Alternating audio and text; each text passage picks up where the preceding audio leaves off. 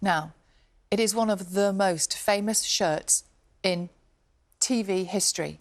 Yes, millions of viewers around the world swooned over Colin Firth as Mr. Darcy, jumping into, then striding out of, the lake in a wet shirt in the BBC's 1995 version of Pride and Prejudice. It's dried out.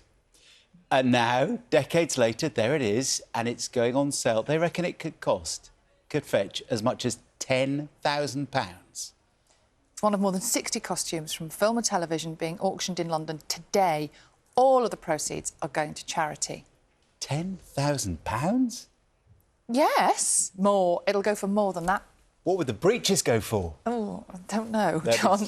Took it there. Interesting. Right. 13 minutes past 6. Carol, help. Let's see if we're all going to get wet today. Morning.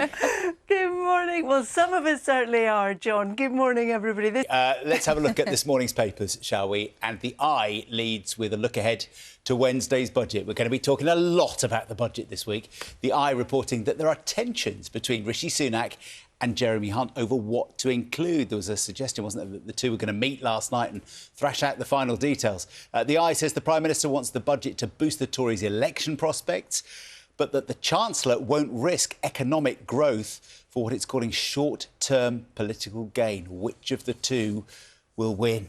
The Guardian reporting that adults waiting for an autism diagnosis in England face a postcode lottery. It quotes research from University College London that suggests people have an 85% chance of being diagnosed as autistic in some centres, compared with just a 35% chance in others. This morning's Mirror leads with the Tories' poll humiliation, it says, I can't. The paper says a poll has put Conservative support at 20%, and that with an election looming this year, the Conservatives are now trailing Labour by 27%. Obviously, that's just one poll of many, with lots more to come. But Rishi Sunak smiling in the picture, not necessarily smiling behind the scenes. And The Times is reporting that there is, unbelievably, an increase in the number of young adults turning to cigars and pipes over cigarettes. Researchers say that the rise could be down to more people experimenting with other nicotine products following the rise of vaping. You're looking confused at me. I know, I don't get it either. Have you ever seen a young person with a pipe? No, I don't think I have. Or a cigar? No, I don't think I have. No. And apparently it's becoming more trendy. It's one of those stories where percentages Yes. make it sound rather bigger than from nothing. Yes. Yeah. Let's look inside. Really interesting interview here with Steve Ryder in this morning's Good Health section of the Daily Mail. Of course, Steve came in to breakfast and first revealed that he had prostate cancer. 45 years of being a TV presenter in sport, never missed a day off sick, he says in this piece, but he was told suddenly that he had prostate cancer, even though he had absolutely no symptoms.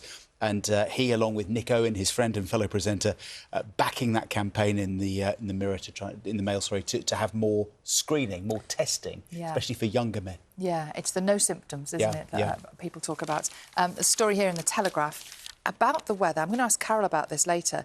The mild winter and spring could bring bluebells into bloom early and deliver a bumper display of woodland flowers. Have you noticed the blossoms out on the trees in some places? Yeah, it really is. It's like April. It feels like April, doesn't it? Yeah. As Carol said, it's been slightly warmer but very wet. And there's lots of coverage in the papers this morning about the fact that Celebrity Big Brother is back and that the Princess of Wales's uncle is in the house. Yeah. Along with Louis Walsh, Sharon Osbourne, Fern Britton. That could get feisty, I imagine. Yeah, a lot of older people in their 60s and 70s in the house. It's a mix. Yeah.